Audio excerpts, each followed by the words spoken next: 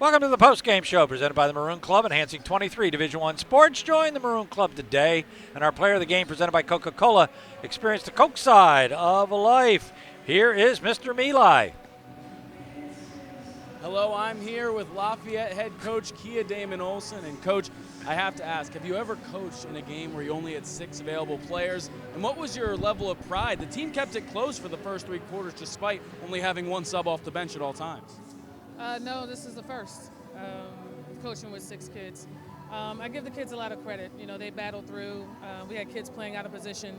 And so, you know, they did what they could do. And we just got to, you know, use our practice time to continue to work through some of the kinks. But, you know, they'll battle and they'll fight. They're a pretty resilient group.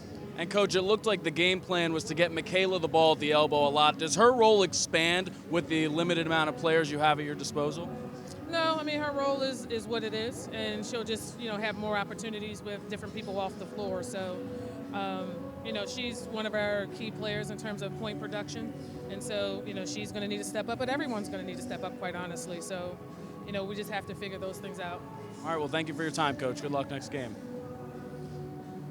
So now we'll have Michaela Andrews set to come over as well. Hello, Michaela. How are you? I'm good. How are you? Good.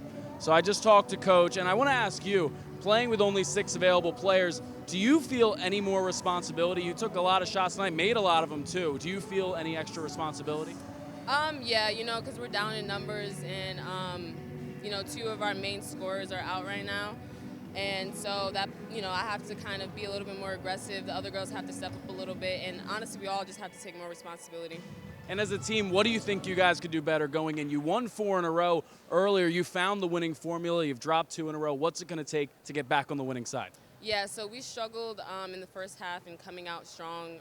That's kind of just like, you know, the trend of how we've been playing. And I think if we can turn that around and come out first, come with the punch, you know, and start the game being ahead for once, I think that would make a big difference.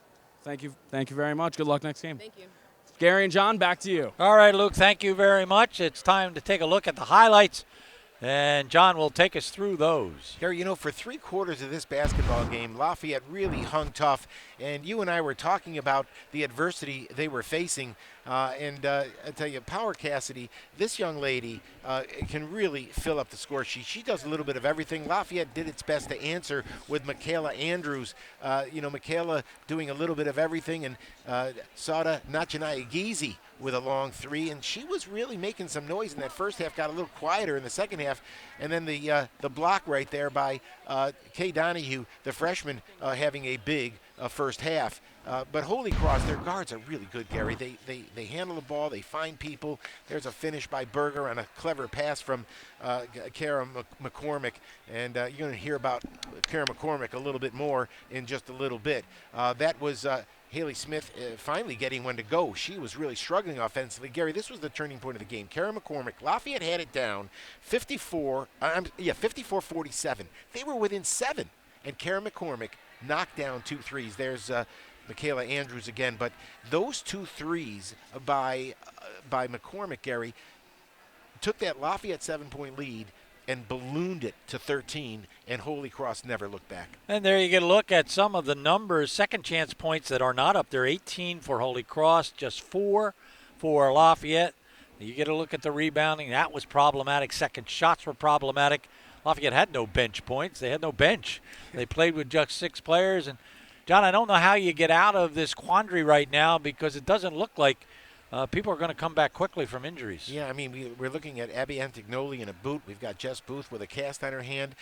We don't have word on Kayla Drummond's MRI, but this is a wounded Leopard group. But, you know, Gary, they showed a lot of pride tonight. It was that 4th quarter, and they just kind of ran out of gas to allow Holy Cross to pull away. We can only hope that they'll get some of these people back. And you mentioned it during the break. You know, if you stick Kayla Drummond in this game and you have Abby Antignoli in this game, they're playing against the cream of the crop in the Patriot League.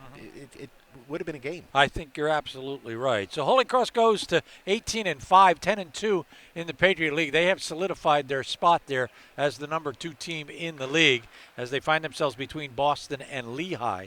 They're a good basketball team, 18-5 overall. Lafayette goes to 5-7. They're going to have to battle to see if they can get in that top 6 before we get to the end of the season. Right now, 8-14. and they're going to have to do it by going to Boston, the very best team in the Patriot League, currently 12-0. They have not lost a Patriot League contest. That's it. Final score tonight. Holy Cross 67, Lafayette 49. My thanks to John Sabino and the Lafayette Sports Network crew. They did their usual terrific job. My thanks too to Luke and to John Leone, and thanks to you for spending some more time with all of us. For all of us, I'm Gary Laubach. Good night, everybody.